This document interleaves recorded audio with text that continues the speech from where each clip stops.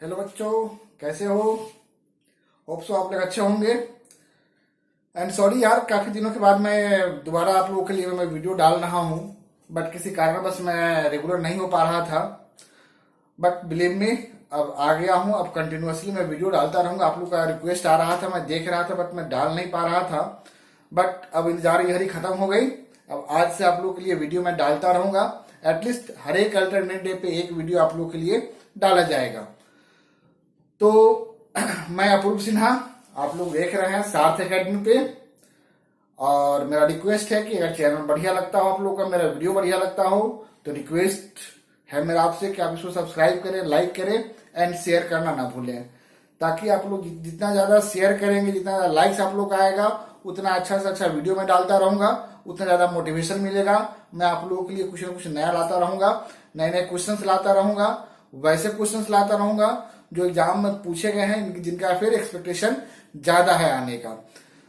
तो मैं NA GD clerk वालों के लिए सबसे पहले मैं फिजिक्स से स्टार्ट करना चाहूंगा। लास्ट वीडियो जो बनाया था उसमें मैंने आप लोग के लिए क्वेश्चंस बनाया था जो काफी इंपॉर्टेंट क्वेश्चन थे। और अगर पेपर दिया हुआ तो आपने देखा होगा कि कितने क्वेश्चन उसमें से आए भी थे। बट राइट नाउ मैं यहाँ पर बिल्कुल एक चैप्टर नए सिरे से स्टार्ट कर रहा हूँ। फिजिक्स का बिल्कुल चैप्टर बाई चैप्टर मैं स्टार्ट करूंगा। और हर एक 2-3 चैप्टर के बाद इकट्ठा मैं 20-25 क्वेश्चन मैं सॉल्व करवाऊंगा, जो क्वेश्चन पूछे गए हैं या फिर जिनके आने के चांसेस ज्यादा है। तो अब आप लोग मुझे रेगुलर देखेंगे। और फिर से स्टार्ट करते हैं हम लोग। फिजिक्स का first chapter unit and measurements हम लोग स्टार्ट करेंगे। तो चलिए देखते हैं फिजिक्स का फर्स्ट चैप्टर। अगेन मैं कहूंगा कि पेशेंस रखा है आप लोगों ने, थैंक यू। इसके लिए आप लोगों के बार बार रिक्वेस्ट आ रहे थे, थैंक्स फॉर दैट। एंड अब आप लोग का जो शिकायत है, गिला शिकवा है, सब मैं दूर करूंगा। सो सॉरी यार। अब चलिए चलते हैं हम नए सिरे से, हम लोग फिर से स्टार्ट करते हैं। चैप्टर में स्टार्ट कर रहा हूं यहाँ पे यूनिट एंड डायमेंशन, जिसको हम लोग बोलते क्या है, इकाई एवं बीमा बोलते हैं। देखिए यहां से एटलीस्ट 1 से 2 क्वेश्चंस आते हैं। हम लोग फिजिक्स को अगर देखें, यहाँ पे फिजिक्स से स्टार्ट मैं कर रहा हूं।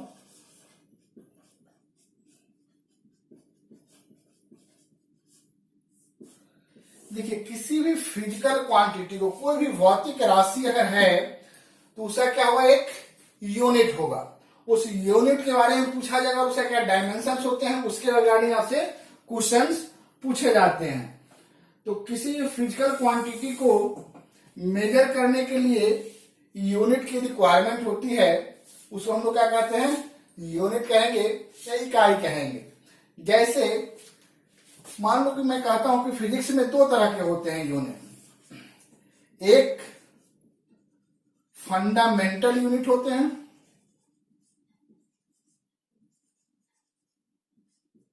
और एक डिराइव्ड यूनिट होते हैं। Fundamental unit and derived unit होते हैं। फंडामेंटल यूनिट को हम लोग अगर हिंदी में देखना चाहें तो इसको हम लोग कहते हैं मूल इकाई। इसका हिंदी अगर नाम देखें बच्चे तो किसको क्या कहते हैं हम लोग, मूल इकाई। और इसको कहते हैं व्युत्पन्न इकाई। व्युत्पन्न इकाई। यार एक चीज ध्यान देना, यहाँ पे हिंदी में हो सकता है मेरा थोड़ा सा स्पेलिंग गलत हो, तो थोड़ा सा उसको या कंप्रोमाइज करोगे, ठीक है। फंडामेंटल यूनिट किसको कहते हैं, वैसा कोई भी फिजिकल क्वांटिटी जो खुद अपने आप से एक्सप्लेन होता हो, उसको किसी दूसरे के हेल्प के विदाउट ही हम लोग एक्सप्लेन कर सकते हैं। बट डिराइव्ड यूनिट क्या होंगे, जो किसी दूसरे फिजिकल क्वांटिटी या फिर फंडामेंटल यूनिट से डिराइव होते हैं। इसके थ्रू क्या होंगे, या एक्सप्लेन या फिर परिभाषित होंगे। जैसे मैं कहता हूं मास, द्रव्यमान की बात करें अगर हम लोग, द्रव्यमान के लिए क्या है, या खुद से एक्सप्लेन होता है, खुद किसी और के हेल्प की जरूरत नहीं है यहाँ पे। तो मास के लिए हम लोग क्या लिखते हैं, यूनिट किलोग्राम या केजी लिखते हैं, ठीक है। तो कितने फंडामेंटल यूनिट्स हैं और कितने डिराइव्ड यूनिट, डिराइव्ड यूनिट से बहुत ज्यादा होंगे, but fundamental unit, fundamental unit Hindi मैंने क्या बताया था, मूल इकाई बताया था। यहां पे mass length and time, M, L and T. इस तीनों को हम लोग क्या बोलते हैं? फंडामेंटल यूनिट या फिर मूल इकाई बोलते हैं। इसको क्या बोलते हैं? मूल इकाई बोलते हैं। मास को हिंदी में बोलते हैं द्रव्यमान, लंबाई, और इसको बोलते हैं समय। यह तीन हमारे क्या होते हैं? फंडामेंटल यूनिट है। शायद पीछे मैंने बता दिया था 7 फंडामेंटल यूनिट नहीं, बल्कि यहाँ 3 फंडामेंटल यूनिट होते हैं। मास, लेंथ एंड टाइम, 3 हमारे फंडामेंटल यूनिट होंगे। इसी के बेस पे हम लोग क्या कर सकते हैं? डेराइव जो यूनिट हमारे होंगे उसका हम लोग निकालते हैं। ठीक है, तब डेराइव यूनिट क्या होंगे?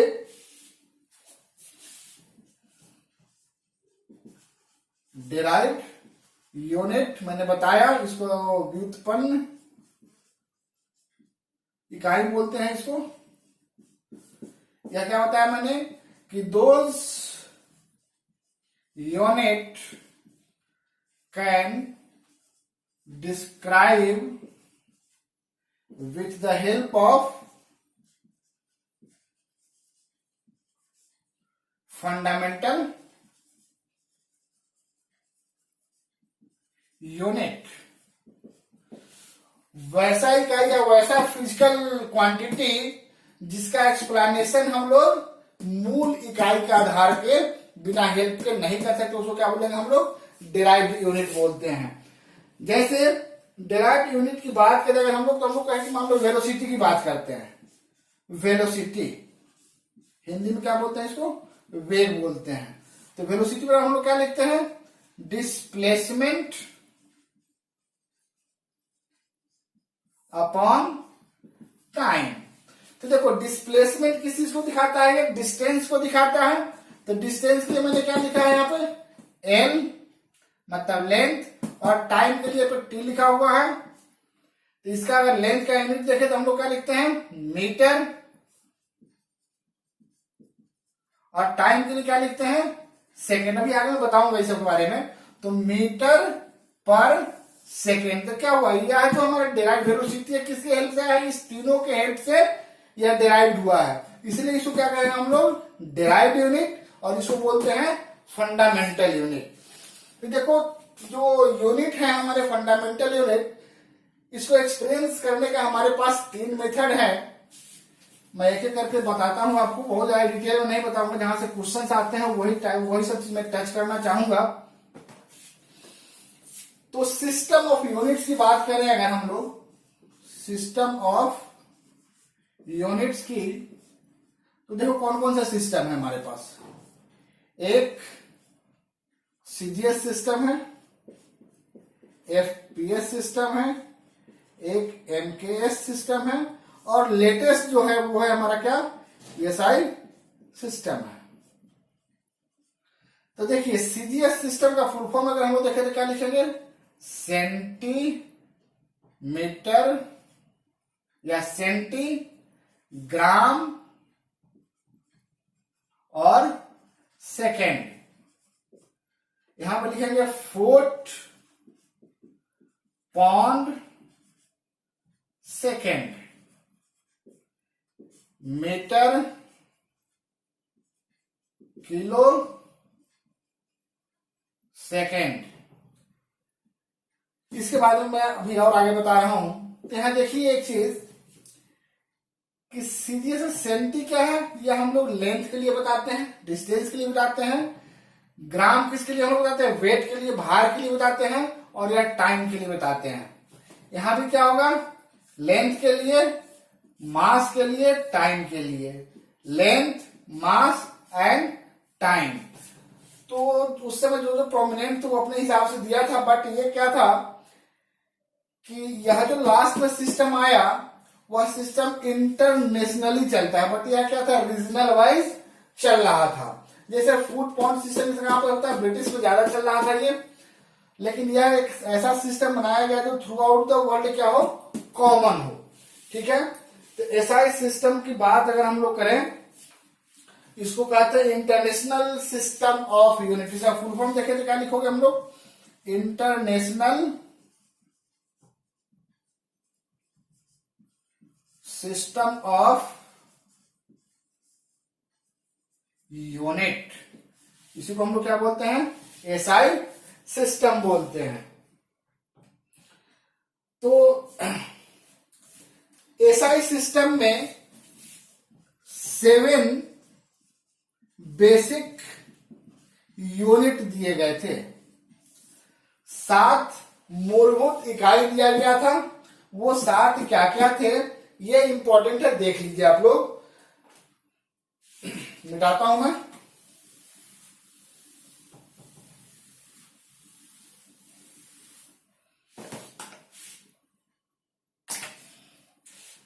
पहला देखिए, जो 7 हमारे थे,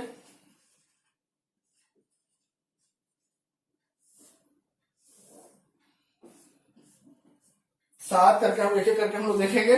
सबसे पहला था लेंथ, मास,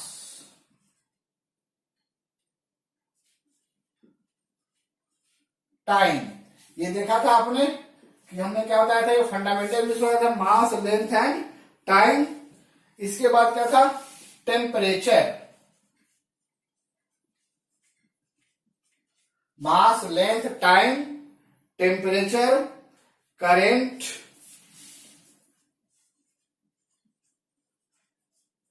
हिंदी लिखना चाहो तो लंबाई, द्रव्यमान, समय, ताप, करंट का हिंदी, विद्युत। कितना हो गया, 3 2 5 हो गए। एक था ल्यूमिनस इंटेंसिटी,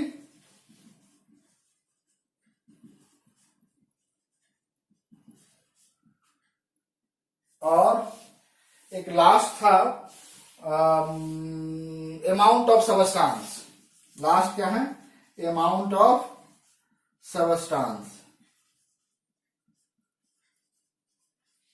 तो देख लो किसके लिए क्या क्या यूनिट दिया गया था, यह इंपॉर्टेंट है, यह देख लोगे। लेंथ के लिए मैंने क्या बताया, मीटर दिया गया था। मास के लिए किलोग्राम, समय के लिए सेकंड, मिनट, आवर नहीं, वो हम लोग बाद में चेंज करेंगे, बट जो एसआई सिस्टम के थ्रू दिया गया था वो क्या दिया गया था, सेकंड दिया गया था। टेम्परेचर के लिए केल्विन दिया गया था। विद्युत के लिए एम्पियर दिया गया था। ल्यूमिनस इंटेंसिटी के लिए कैंडिला दिया गया था। और अमाउंट ऑफ सबस्टांस के लिए मोल दिया गया था। तो ये 7 आप लोग याद करके रखेंगे। 7 यूनिट के थ्रू दिया गया था, mass, length, time, temperature, current, luminous intensity and amount of substance के लिए वो क्या दिया गया था, यही दिया गया था। ठीक है, मैं कुछ कुछ इंपॉर्टेंट आप लोग को इसमें लिखाऊंगा भी। ल्यूमिनस इंटेंसिटी का मतलब समझते हो, ये प्रकाश की तीव्रता इसको बोलते हैं, प्रकाश की तीव्रता। और अमाउंट ऑफ सबस्टांस को बोल रहे अगर हम लोग, तो किसी भी क्या कहते हैं, पदार्थ का जो मात्रा होगा उसको हम लोग क्या कहेंगे, अमाउंट ऑफ सबस्टांस बोलते हैं। तो ये 7 चीज आप लोग याद करके रखेंगे। ठीक है, तो इसको याद रखिएगा। मिटाता हूं मैं। अब कुछ जो इम्पोर्टेंट जो आपसे पूछे जाते हैं एग्जाम में, उस सब यूनिट के बारे में मैं लिखाना चाहूंगा। तो सबसे पहले important units, examination points of से काफी इंपॉर्टेंट है ये। चलिए, सबसे पहला मैं कहता हूं स्पीड। हिंदी में क्या बोलते हैं इसको, चाल बोलते हैं। तो हमको फॉर्मूला पता होना चाहिए। फॉर्मूला आप लोगों ने 9th-10th में पढ़ा होगा। मैं फिर से दोबारा लिख देता हूं यहाँ पे मैं, डिस्टेंस अपॉन टाइम। अगला चैप्टर जो आएगा उसमें मैं डिस्टेंस डिस्प्लेसमेंट के बारे में सब मैं डिटेल में बताऊंगा। फिलहाल अभी आप लिख लीजिए डिस्टेंस अपॉन टाइम। डिस्टेंस हमारा लेंथ बताएगा, तो लेंथ के लिए क्या लिखते हैं हम लोग, मीटर, और टाइम के लिए सेकेंड लिखते हैं। तो इसको मीटर पर सेकेंड या इसको हम लोग मीटर पर सेकेंड ऐसे भी लिख सकते हैं। ठीक। वेलोसिटी, वेग, इसका होता है फॉर्मूला डिस्प्लेसमेंट अपॉन टाइम। यह भी होगा मीटर पर सेकेंड। एरिया, अब देखो एरिया क्या होता है, लेंथ इंटू ब्रेथ, लंबाई गुने चौड़ाई। तो लंबाई का भी यूनिट मीटर होगा और चौड़ाई भी डिस्टेंस का भी क्या होगा, मीटर होगा, मतलब मीटर स्क्वायर लिखेंगे हम लोग। ठीक है। दूसरा नेक्स्ट चलो, फोर्स, बल जिसको बोलते हो। आप लोगों को पता होगा कि बल बराबर क्या लिखते हैं हम लोग, मास गुने एक्सीलरेशन, मतलब द्रव्यमान गुने त्वरण। अब देखो एक चीज यहां पे, त्वरण का हमको नहीं पता है। त्वरण का पहले मैं यहां बता देता हूं, लिख लो। त्वरण एक्सीलरेशन, एक्सीलरेशन को हम लोग ए से डिनोट करते हैं। ए बराबर क्या होता है, velocity upon time. Velocity metre पर सेकेंड, इसके लिए लिख लेते हैं मीटर पर सेकेंड अपॉन सेकेंड। तो यह क्या हो जाएगा, मीटर सेकेंड का स्क्वायर, मीटर पर सेकेंड स्क्वायर। तो यहां पर क्या होगा, द्रव्यमान के लिए हम लोग क्या लिखते हैं, केजी। त्वरण के लिए मीटर पर सेकेंड स्क्वायर, किलोग्राम मीटर पर सेकेंड स्क्वायर। और इतना बड़ा नहीं लिख करके इसको हम शॉर्ट में क्या लिख देते हैं, न्यूटन। याद रखोगे, यह दोनों लिखा रहता है। न्यूटन बराबर किलोग्राम मीटर पर सेकेंड स्क्वायर, या फिर न्यूटन इसके लिए लिखा रहता है। ठीक है। तो ध्यान दोगे फोर्स का इसलिए न्यूटन देते हैं क्योंकि न्यूटन साहब ने फोर्स को एक्सप्लेन किया था, इसलिए उनके रेस्पेक्ट में हम लोग क्या यूनिट का नाम देते हैं, न्यूटन देते हैं। ठीक है। ये सब बेसिक्स है और मैं बताते चलता हूं, राइट डाउन कर लीजिएगा, इसको नोट कर लीजिएगा आप लोग। मैं ये नहीं सिखा रहा हूं कैसे निकालोगे, ये मैं नहीं बता रहा हूं। ठीक है। कैसे निकालोगे ये बताने लगेगा काफी लंबा चला जाएगा, बट आप लोगों को उतना ज्यादा जरूरत नहीं है, आप लोग को बस याद रखना है। कैसे निकालेंगे, एक दो मैं निकाल के बता दूंगा, उसके बाद आप लोग प्रैक्टिस करते रहोगे। नेक्स्ट आ जाओ, प्रेशर, जिसको हम लोग हिंदी में क्या बोलेंगे, दाब। प्रेशर होता है बच्चे फोर्स पर यूनिट एरिया। देखो ये सब आगे जरूर आएगा एक बार फिजिक्स में, जहां जहां आएगा वहां मैं यूनिट इसका बताऊंगा, कैसे निकालते हो वही बताऊंगा मैं। तो फोर्स का देखो मैंने क्या लिखा था, मीटर किलोग्राम मीटर पर सेकेंड स्क्वायर। एरिया के लिए क्या लिखा था, मीटर स्क्वायर। ठीक है। तो यह क्या आ जाएगा, यहाँ ऊपर जाएगा तो माइनस एक से एक कट जाएगा, यहाँ पे इसको ऐसे लिख लो, एक से एक कट गया तो केजी पर मीटर पर सेकेंड स्क्वायर इसको बोलोगे, केजी पर मीटर पर सेकेंड स्क्वायर। इसको हम लोग न्यूटन मीटर स्क्वायर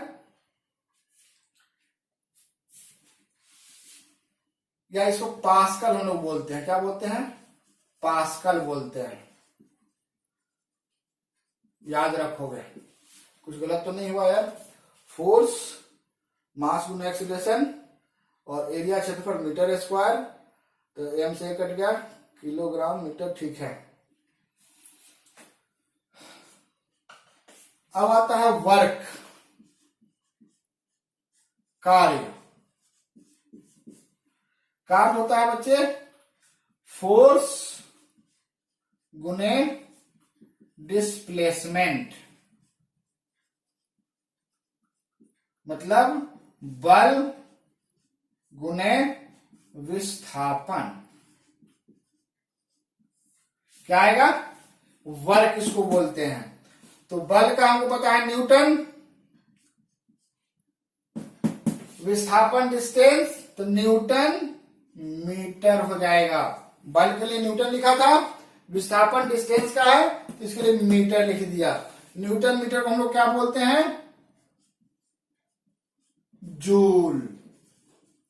याद रखोगे। तो वर्क का ऐसा यूनिट जूल भी होगा या न्यूटन मीटर होगा। ठीक है। वर्क। अब एनर्जी, एनर्जी का भी क्या होगा यूनिट? जूल ही होगा। ठीक है। और देख लो,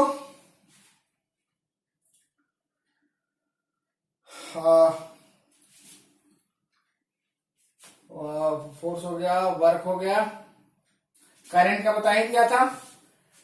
करंट का एम्पियर होता है पावर, शक्ति।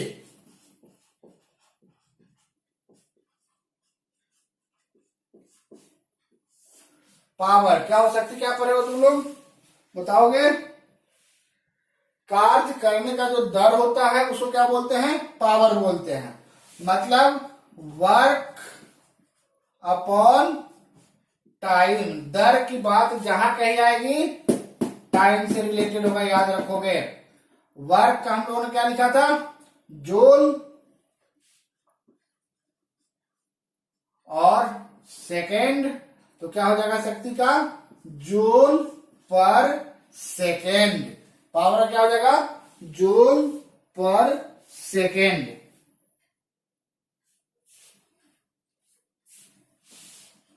नेक्स्ट, सरफेस टेंशन, पृष्ठ तनाव इसको बोलते हैं। क्या बोलते हैं? पृष्ठ तनाव बोलते हैं। तो पृष्ठ तनाव का अगर देखें सरफेस टेंशन, तो यह होता है फोर्स पर यूनिट लेंथ। मतलब फोर्स पर यूनिट लेंथ, मतलब बल बटा लंबाई। इसको क्या लिखोगे? न्यूटन पर मीटर। बाद बाकी और भी बहुत सारे हैं इंपॉर्टेंट हैं, तो वो सब जैसे जैसे जो चैप्टर आएगा वो सब चैप्टर में हम लोग क्या करेंगे उसको डिस्कस करते चलेंगे। तो इसको राइट डाउन कर लो जल्दी जल्दी फटाफट। और फटाफट आ जाओ डायमेंशन पे।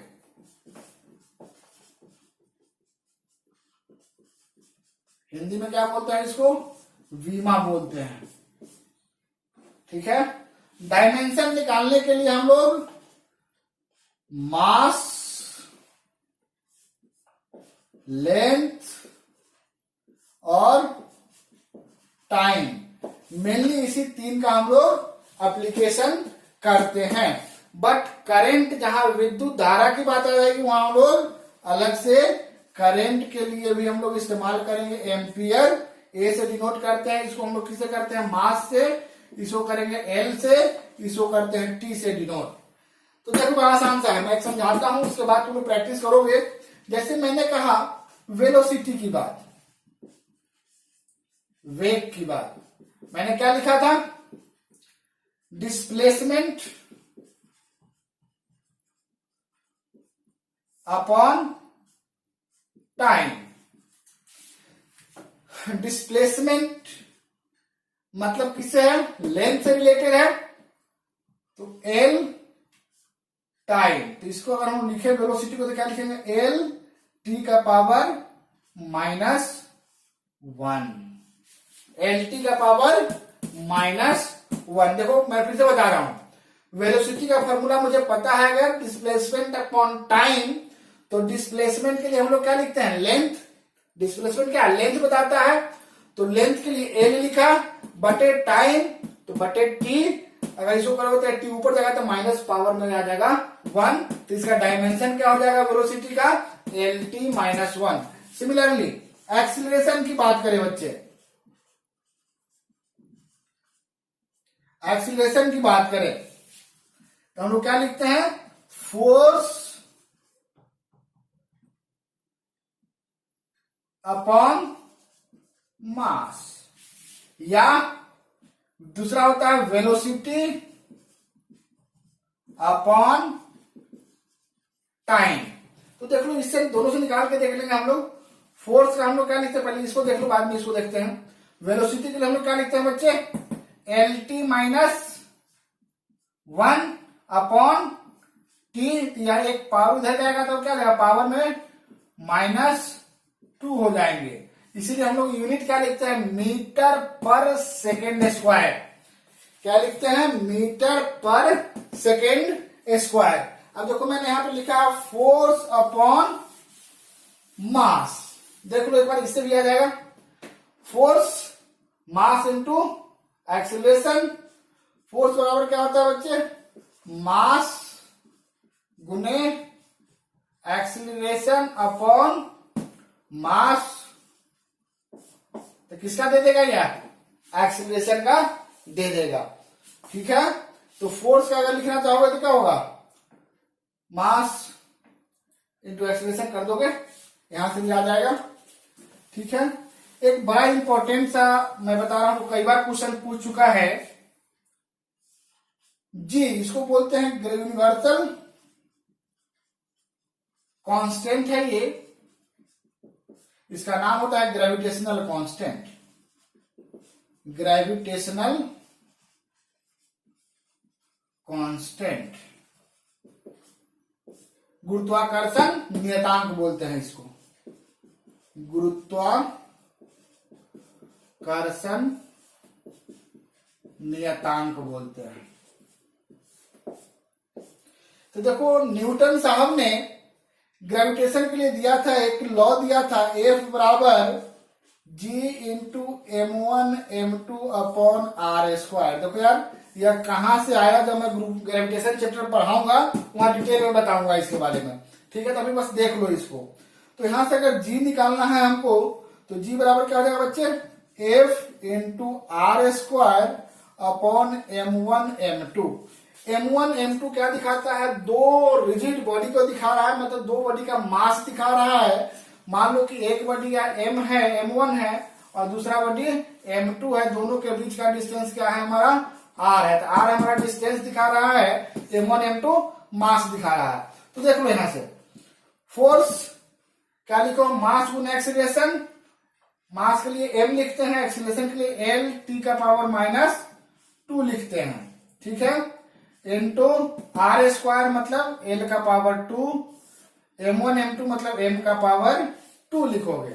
तो देखो एक पावर से या तो कैंसिल हो जाएगा, तो क्या हो जाएगा, m का पावर -1, l का पावर 2 यहां और एक यहां 3, और t का पावर -। तो g का डायमेंशन क्या होता है, m-1 l t -3। देखो एक चीज हमेशा याद रखना, जब भी कभी डायमेंशन लिखो तो एम एल टी के फॉर्म लिखो, इसका सीक्वेंस चेंज नहीं करना। सीक्वेंस क्या रहेगा, एम एल एंड टी ही रहेगा। ठीक है, तो ग्रेविटेशन कांस्टेंट क्या होगा, यह इंपॉर्टेंट, काफी इंपॉर्टेंट क्वेश्चन है, कितनी बार पूछ चुका है ये। ठीक है, तो इसको याद रखोगे। चलो एक आधा और बता देता हूं मैं, इससे आप लोग अवेयर होंगे। इसको कहते हैं acceleration due to gravity, acceleration due to gravity, acceleration due to gravity मतलब क्या होगा, इसको क्या कहेंगे हम लोग, समझ रहे हो? तो जी बराबर होगा, देखो एक्सीलरेशन हम लोग क्या लिखते हैं, फोर्स बराबर मास इनटू एक्सीलरेशन। तो एक्सीलरेशन बराबर लिखते हैं फोर्स अपॉन मास, यहां लिखते हैं। तो force gravitational force upon mass की बात करेंगे। तो ग्रेविटेशनल फोर्स क्या था बच्चे मेरा,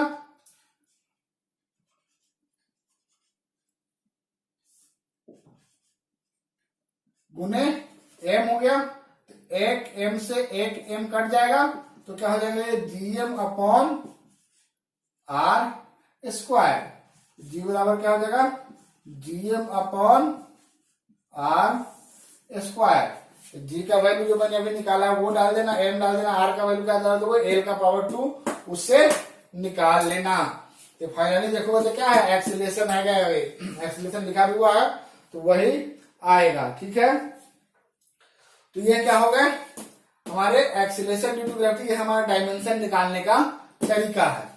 ठीक है, तो आज मैं आपको यहीं पे वाइंड अप करता हूं कि आज जो फर्स्ट चैप्टर था वो मैंने खत्म कर दिया। नेक्स्ट क्लास में इस पे जो इम्पोर्टेंट जो क्वेश्चन पूछे गए हैं उन सब का लिस्ट में यहाँ पे एक बार लिखा दूंगा मैं। उसका हम लोग याद भेज स्टार्ट करेंगे हम लोग स्केलर एंड वेक्टर। उसके बाद ये बहुत छोटा सा टॉपिक है ये, इसके बाद हम लोग स्टार्ट करेंगे काइनेमेटिक्स। यहां से क्वेश्चन ज्यादा आते हैं तो ये सब ध्यान दोगे। ठीक है, तो नेक्स्ट क्लास में हम लोग इसको स्टार्ट करेंगे scalar vector and kinematics. Thank you. इस लॉकडाउन में आप लोग तैयारी कीजिए, मैं आप लोगों के साथ हूं। अगेन मैं रिक्वेस्ट करूंगा कि आप लोग इसको शेयर सब्सक्राइब एंड लाइक जरूर करेंगे। जितना ज्यादा शेयर सब्सक्राइब लाइक करेंगे उतना ज्यादा अच्छे से अच्छे हम लोग यहाँ पढ़ा पाएंगे और मैं फैकल्टी को लेके आऊंगा यहाँ पे आप लोगों के लिए। ठीक है, तब तक के लिए आप लोग स्वस्थ रहिए, मस्त रहिए, खुश रहिए। Thank you.